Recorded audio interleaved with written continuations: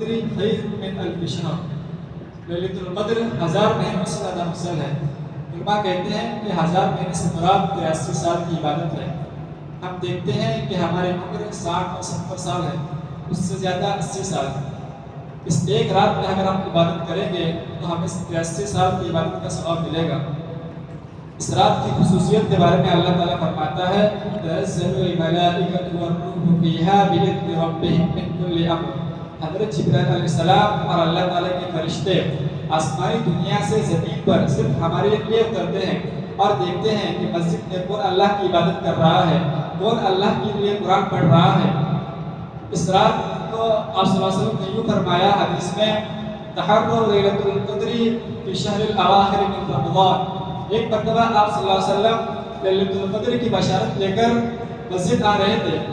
جب آپ صلی اللہ علیہ وسلم مسجد سے باہر نکلے تو دیکھا کہ 2 آدمی جھگڑ رہے ہیں، تو آپ صلی اللہ علیہ وسلم کو غصہ آ گیا اور آپ صلی اللہ علیہ وسلم نے فرمایا کہ 2 آدمیوں کے جھگڑنے کی وجہ سے لیلۃ القدر کی فضیلت اٹھا لی گئی ہے۔ ہمیں لیلۃ القدر میں کیا عمل کرنا چاہیے؟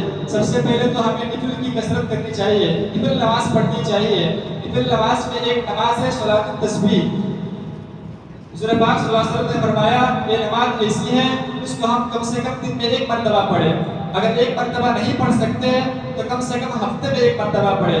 اگر ہفتے میں نہیں پڑھ سکتے تو مہینے میں 1 مرتبہ پڑھیں، اور مہینے میں نہیں پڑھ سکتے تو سال میں 1 مرتبہ پڑھیں، اور اگر سال میں بھی نہیں پڑھ سکتے تو پوری زندگی میں 1 مرتبہ پڑھیں، لیکن اس نماز کو 1 مرتبہ ضرور پڑھیں۔ یہ نماز بہت ہی آسان ہے، اس میں 2 رکعت یا 4 رکعت پڑھی جاتی ہے اور اس میں 75 مرتبہ سورۃ کلمہ پڑھا جاتا ہے۔ اور دوسرا لیلۃ القدر میں ہمیں کرنے کا کام یہ ہے کہ ہم کثرت سے قرآن شریف کی تلاوت کریں۔ قرآن شریف اگر نہ آتا ہو تب بھی اٹک اٹک کر پڑھیں۔ اٹک اٹک کر پڑھنے سے ہمیں زیادہ ثواب ملتا ہے۔ اگر اٹک اٹک کر پڑھنا بھی ہمیں نہیں آتا تو صرف قرآن کو دیکھتے رہیں، اس سے بھی ہمیں بہت ثواب ملتا ہے۔ اور تیسرا کام ہمیں اس رات کو جاگ کر کرنا ہے کہ ہمیں استغفار کی بہت ساری کثرت کرنا ہے۔